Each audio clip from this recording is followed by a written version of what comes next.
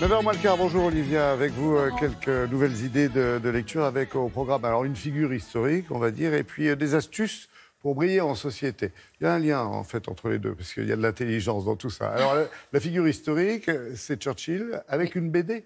Oui, une bande dessinée qui va nous permettre de le découvrir vraiment sous un nouveau jour. Ça s'appelle Churchill et moi, c'est signé par Franck Giroux et Andrea Cucci chez Casterman. Quand vous avez un grand homme, si vous voulez le connaître mieux, que faut-il faire? Interviewer sa famille. Exactement, et sa femme, surtout. Pour lui, ça aurait pu être le chien. Oui, alors là, ce n'est pas une bande dessinée sur le chien, mais sur Clémentine. Clémentine était sa femme. Je savais qu'elle était une femme formidable, mais je ne savais pas à ce point-là. Tout commence en 1894, on est vraiment à la fin de l'ère victorienne. On est dans le domaine des Churchill. C'est une famille de grands aristocrates, de grands hommes politiques. Il y a un concours équestre. Et là, il y a une jeune fille qui arrive. Et vous avez les dames aristos odieuses qui commencent à cancaner en disant « Mais est-ce qu'elle ne porterait pas des pantalons ?» Alors on dit oui, et vous savez, elle fait pire, elle conduit même toute seule ces machines qui avancent toutes seules. Comment elle conduit des voitures? Et là, on découvre Clémentine Harper. Clémentine Harper, effectivement, elle monte divinement bien à cheval, elle conduit des automobiles, elle sait tirer un cerf et le dépecer. Elle est élevée par ses parents, mais aussi par une vieille tante célibataire qui, plutôt que de lui apprendre la cuisine ou la couture, lui a appris la langue française, la curiosité, le monde. Et Clémentine, elle est folle amoureuse de Winston Churchill. Sauf qu'il y a vraiment un monde qui les sépare. Et le soir, après le concours équestre où elle a brillé, elle est refoulée au bal parce qu'elle n'est pas digne d'être admise dans cette haute société. Qu'est-ce qu'elle fait? Elle pourrait pleurer sur son tricot. Oui. Pas du tout. Elle décide de l'épater, Winston Churchill, et donc de devenir journaliste. À l'époque, il n'y a pas de femme journaliste. Qu'est-ce qu'elle fait? Elle écrit un article qu'elle envoie à un journal sous le nom de Clem Harper. On croit que c'est quelqu'un, un homme, j'allais dire. On croit que c'est un homme, donc elle est convoquée parce qu'elle reçoit une lettre en lui disant « Votre article est dément ». Elle arrive, c'est une femme, on ne veut pas la laisser entrer. Elle force la porte. Finalement, elle arrive à convaincre le rédacteur en chef qui lui dit « OK, à condition que vous signiez Clem Harper ».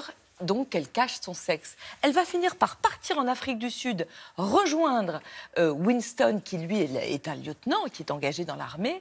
Elle a vraiment du cran. Elle se fait interner dans un asile psychiatrique pour la première fois, pour raconter un asile psychiatrique de l'intérieur. C'est dément, elle est géniale.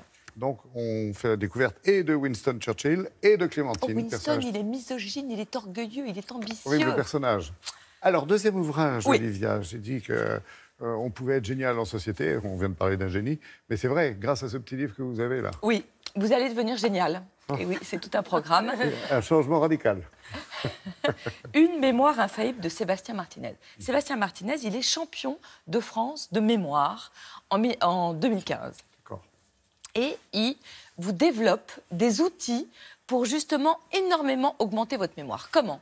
La mémoire, la courte mémoire, vous savez combien ça dure? Si, par exemple, vous apprenez un numéro de téléphone que vous devez répéter à quelqu'un, 18 secondes. Là, vous n'irez pas très loin. La mémoire épisodique, c'est celle qui, au contraire, vous permet de vous souvenir, quand vous aviez 5 ans, de l'ours en peluche que vous avez reçu à votre anniversaire, et même de l'odeur du gâteau que votre mère vous avait fait, et même peut-être de la robe de votre mère. Parce que c'est lié à un souvenir. Donc la méthode de Sébastien Martinez, elle consiste à fabriquer des faux souvenirs qui vont donner de l'éclat à des informations qui n'en ont aucune. Par exemple, vous devez retenir un code 1075B, vous n'y arrivez pas. 10 Zidane, ok, c'est le numéro de Zidane. 75 Paris. 75 Paris, la Tour Eiffel, B, un bébé. Donc vous allez retenir cette formule, Zidane monte sur la Tour Eiffel pour sauver un bébé. Eh bien, vous vous souviendrez de votre code. Il faut faire comme ça des associations d'idées. Il y a des trucs géniaux pour retenir les capitales. Minsk, la capitale de la Biélorussie. Biélorussie, ça vous fait penser à quoi? Belle russe. Minsk, ça vous fait penser à quoi? Tout ça, c'est Sébastien Martinez. Après, vous pouvez refaire ça avec votre imagination. Minsk, c'est Minnie, la femme de Mickey, qui fait du ski. Alors, il se dit juste, il y a Minnie qui fait du ski et qui va descendre sur la piste et elle va manquer de renverser une belle Russe. Eh bien, toute votre vie, vous allez vous souvenir de Minsk et de Biélorussie. Vous avez toutes les capitales comme ça.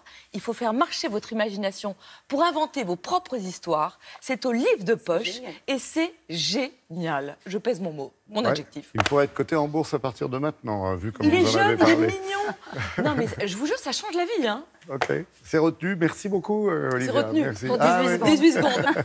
Oh, un peu plus.